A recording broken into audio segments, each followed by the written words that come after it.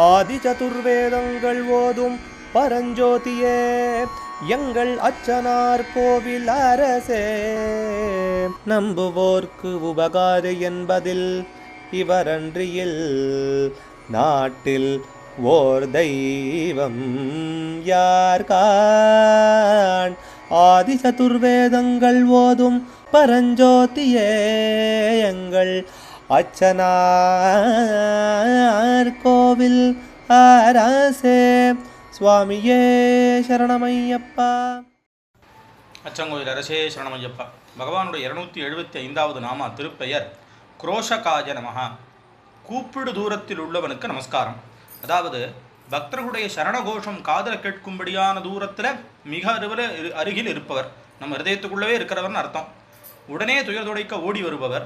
சாஸ்தா வரவு பாட்டில் சாஸ்தா வருகிறதை தைரியமாக பார்க்க வேண்டும், பார்த்தவர்கள் கேட்டவர்கள் கூப்பிட்டால் அவர் வருவார் அப்படின்னு கொண்டு போய் சொல்றதாக அமையிறது.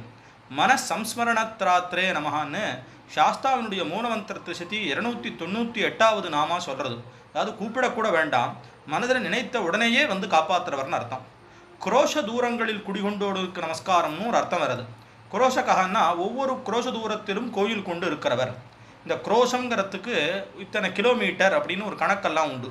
அதனால் அந்த மாதிரி அடுத்தடுத்த இடங்களில் கோவில் கொண்டு இருக்கிறவர்னு அர்த்தம். அடுத்தடுத்து பல கோயில்கள்லையும் வீட்டு இருக்கிறவர். தமிழ்நாட்டில் பல இடங்களில் அடுத்தடுத்து சாஸ்தா ஐயனார் கோவிலானது இருக்குது.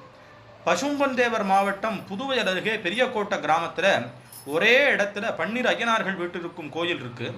பல கோயில்களிலும் தனி சன்னதி இருக்குது. உதாரணமாக எத்தனையோ சிவன் கோவில்களில், அம்பாள் சன்னதியில், இப்போ சங்கரங்கோவில், காஞ்சிபுரம், இன்னும் எத்தனையோ மீனாட்சி சன்னதி, சிதம்பரம், எல்லா இடத்துலையும் சாஸ்தாவானவர் இருக்கார். அதே பிரகாரம் சரணகோஷம் போடுற இடத்துல இருக்கிறவருக்கும் நமஸ்காரம் அப்படிங்கிறதான விஷயத்தையும் இங்கே சொல்கிறார். சரணகோஷ பிரியாஜ நமஹா. குரோஷங்கிறதுக்கும் கோஷம்னு ஒரு பாடபேதம் உண்டு. அதனால் சாஸ்தா அஷ்டோத்திர சிதியில் இது இருக்கிறதாவும் இருக்குங்கிறதையும் சொல்கிறார். அதே மாதிரி இந்த விஷயத்தில் இந்த இடத்துல ஒரு விஷயம் குறிப்பிடுறார். அதாவது தேவார பாடல்கள் பெற்ற கோயில்களை பற்றி அறிய சிவஸ்தல மஞ்சரின்னு இருக்குது.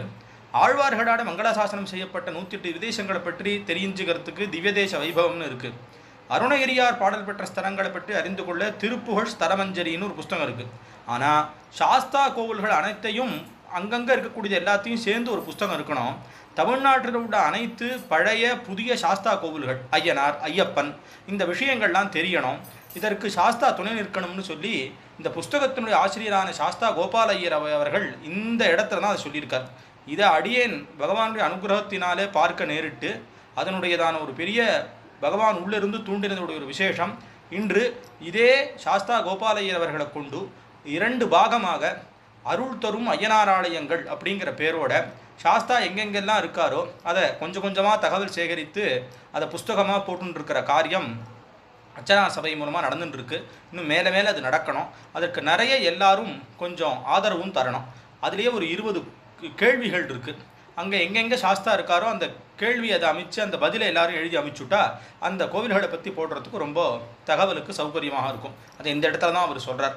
அதே மாதிரி இந்த நாமாவுக்கு அர்த்தம் சொல்லும்போது, மாண்புடன் சுவாமி சரணம் என புகழ் மந்திரத்தை யாண்டும் எப்போதிலும் பேசிப்பழகடும் அன்புடையார் மீண்டும் பிறந்து இரவா நெறிமேவி வினை முடித்து ஆண்டவன் சீரடித்தேன்னு சுவைத்து ஆனந்தம் அடைவாரேன்னு ஐயப்ப நந்தாதியில புலவர் திரு ராமமூர்த்தியானவர் சுவாமி சரணம் புகழ் மந்திரத்தைன்னு சொல்கிறார். அதை சொல்லிட்டாலே அடுத்து பிறப்புங்கிறது கிடையாது, இறப்பும் இல்லைங்கிறத சொல்கிறார்.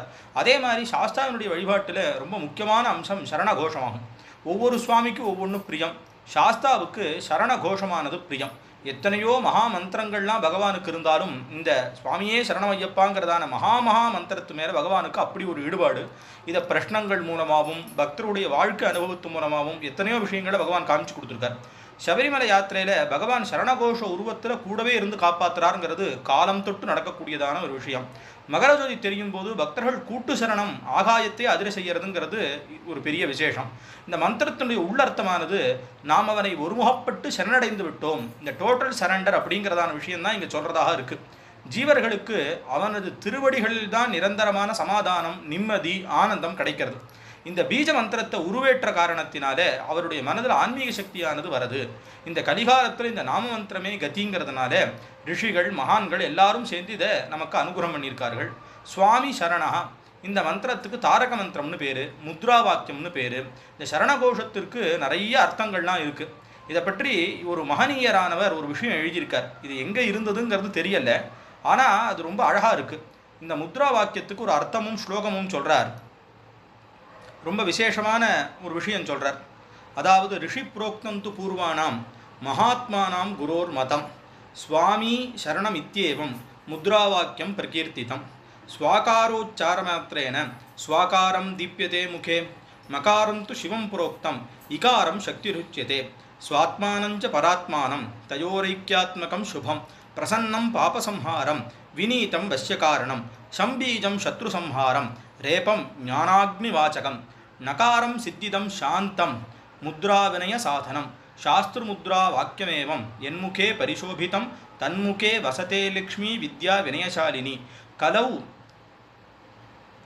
சக்ரசித் கலௌ பாபச்சித்தானாம் நராணாம் பரிசுத்தையே ரிஷீணாம் புனராக்கியானாம் உபதேசம் மகத்தமம். அதாவது மகர்ஷிகளால் அனுபவிக்கப்பட்ட குருமார்களினால விசேஷமாக முத்ரா வாக்கியமாக கருதப்பட்ட சுவாமி சரணஹா அப்படிங்கிறதான அந்த மகா மந்திரத்தில் சுவாங்கர எழுத்துக்களை உச்சரித்த மாத்திரத்திலேயே தனக்கு உள்ளே உள்ள ஆன்ம ஒளி, அதாவது தத்துவமசிங்கிறதான மகா வாக்கியத்தினுடைய அர்த்தம் முகத்தில் பிரகாசிக்கிறதாம்.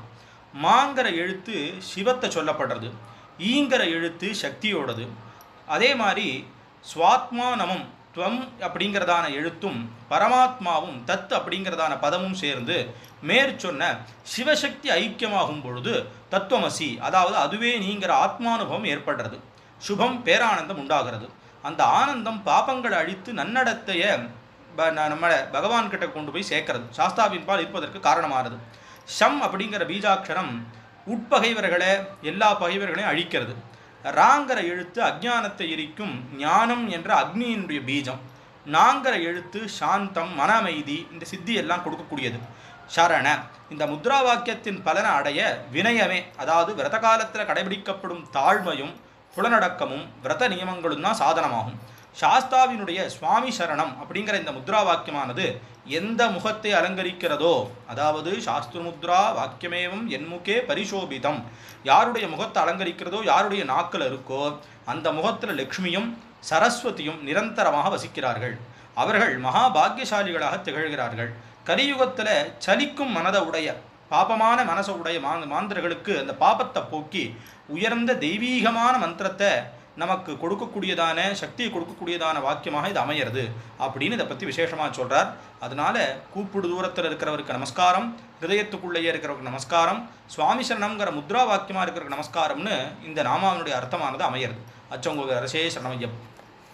அச்சனார் கோவில் அரசே சுவாமியே சரணமையப்பா.